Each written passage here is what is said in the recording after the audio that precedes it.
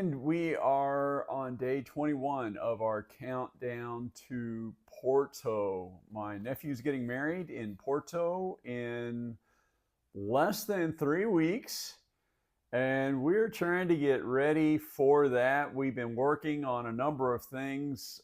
We've been working on trying to learn some Portuguese. We've been trying to learn about Porto and what kinds of things we might do when we're there. We started the group text a couple of days ago about planning and kind of who's getting there when and what's going on. I guess it was yesterday or the day before on my phone, I added Porto to my weather grouping so that I can look and see what the weather is like in Porto. And so far, I've only checked it a couple of days, but so far, uh, at least right now, the temperatures are about the same as they are here in Louisville. I don't know if it's going to stay that way or not, but um, if so, of course, we're still a month away, so it or 3 weeks away, so it will probably be a little bit warmer by the time we get there. But it's been very pleasant, and it's on the Atlantic, so I think that it's going to be very nice weather.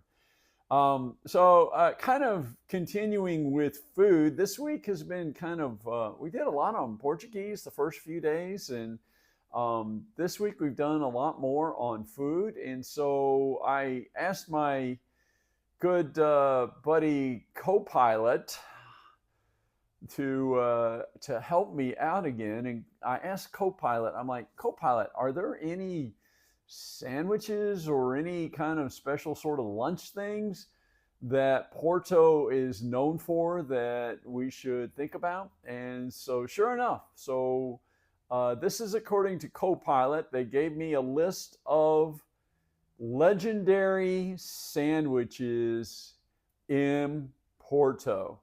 And so, number one, which they say is the queen of Porto sandwiches, is the Franceschina. Franceschina.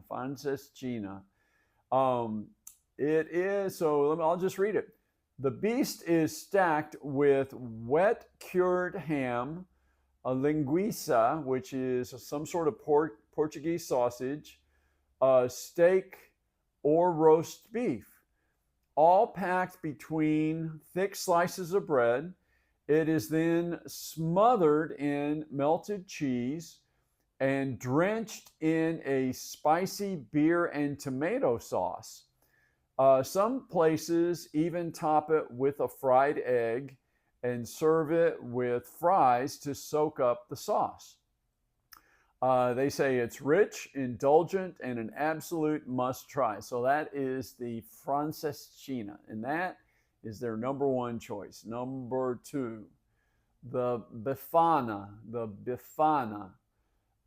Simple yet iconic Portuguese sandwich. It is made with thinly sliced pork, marinated in garlic and spices, and then cooked in a flavorful sauce and served on a crispy bread roll, best enjoyed with a cold beer. The Bifana. Bifana. Number three, Prego. Prego. Prego is a steak sandwich that's a staple in Portugal.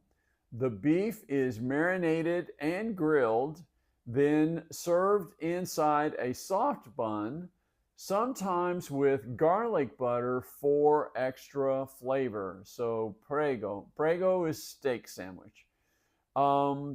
Number four, slow roasted pork sandwich. And it says in parentheses, terra lane. Terra lane. This one is slow cooked for 24 hours before being served in rustic bread with smoked ham. The meat is so tender it practically melts in your mouth.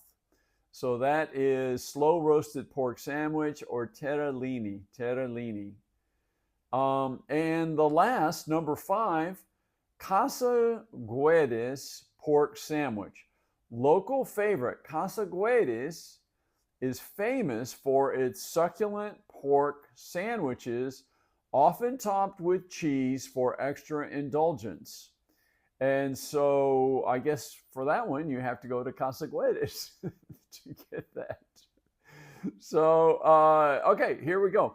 Each of these sandwiches has its own unique charm. You'll find them in traditional taverns, cafes, and even high-end restaurants. So those are 5 sandwiches if you don't know what to eat. And as I mentioned the other day, it does seem like pork is kind of a big deal in Portugal. I kind of wondered about that because I knew that ham was a very big deal in Spain, but it seems that pork is a big deal and they have a lot of pork dishes available. And so I was thinking sandwiches probably lunchtime when you're out and maybe doing a little tourism or something along those lines, that you might get hungry, not know what to get. And at least this way, if you're looking at the menu, it's like, oh, I've heard of that. I know what that is.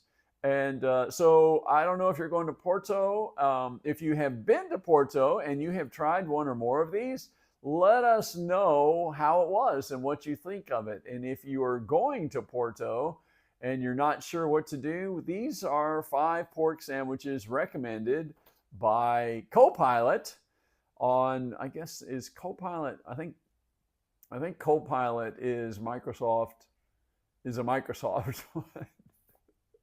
I don't know. There are going to be so many AIs. I'm not sure which one is which. But those are 5 sandwiches that you might try in Porto. Oh, and let's see here. Let's do a Portuguese word or phrase of the day. All right. So this is a multiple choice or a yes or a binary choice, really. So, beijo, beijo. That means a kiss, beijo. Or, abraço, and that means a hug. And so they say they often end a conversation with a friend or an acquaintance, and they feel friendly toward by saying beijo or abraço. And say, in general, women say beijo to male and female friends, and men use beijo to women and abraço to male friends. So it says it's also very common to end your emails that way. So if you are emailing a friend, instead of saying, it's always the same, right? We never know really what to say at the end of an email. Thanks. Lots of times I just say thanks, and lots of times saying thanks doesn't even make sense in the email. It's like, what are you even thanking them for? But it's like, sincerely doesn't seem right, or yours truly, that seems weird. A lot of people say cheers, and I'm like, cheers? I don't know. That doesn't seem right either. So maybe what you want to do is un abraço. Just add it to the end of your email. I think that's a good thing. You can tell people, if they say, what in the world is that? You can tell them, say, I speak a little Portuguese. And then you look like a genius. I mean, it's a win-win situation. I heartily recommend that. So in fact, if you get an email from me, you may see that I may just start including that. So anyway, my friends, that is it for day 21 on our 50-day countdown to my nephew's wedding in Porto, Portugal. And have a great day. Take care, everybody. Bye.